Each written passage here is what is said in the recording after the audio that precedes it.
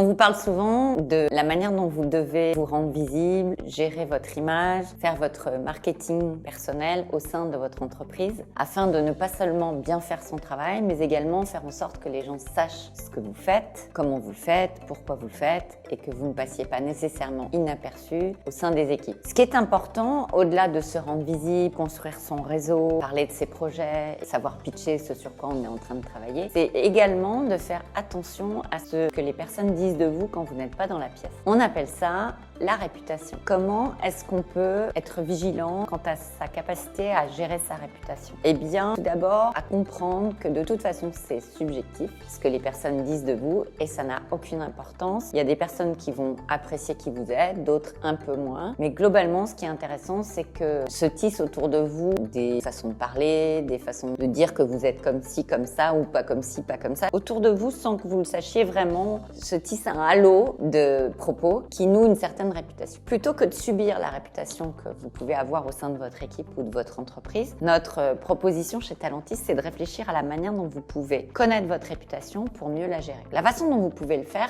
c'est interroger des personnes régulièrement autour de qu'est-ce qui est dit de moi dans l'entreprise de positif, qu'est-ce qui émerge de moi quand on parle de moi dans ma façon de travailler, dans ma façon de manager, dans ma façon de coopérer. Et selon toi, qu'est-ce que je devrais faire plus, moins ou différemment pour améliorer ou optimiser ma réputation dans l'entreprise. C'est du feedback indirect. Ça permet aux gens d'être un peu plus honnêtes sur la façon dont ils vous perçoivent, mais aussi de parler de votre réputation en se dissociant, en disant voilà ce que j'entends de toi, c'est pas forcément ce que moi je pense. Il y a des éléments positifs, mais il y a aussi des éléments qui sont pas forcément positifs. Une fois que vous avez engrangé pas mal de feedback, dites-vous quels sont les points communs dans ce qu'on me dit et sur quoi je peux agir. Qu'est-ce que je connaissais déjà de moi, de positif et de moins positif, et qu'est-ce que je fais éventuellement évoluer, et puis qu'est-ce que j'ai découvert, quelle est ma surprise, découverte positive. Je peux cultiver encore plus des éléments positifs que je connaissais pas, des éléments un peu moins positifs. Qu'est-ce que je décide d'en faire? Est-ce que ça m'est égal? Tant pis, ils disent que je suis cash, j'assume, je suis cash et je reste cash. Ou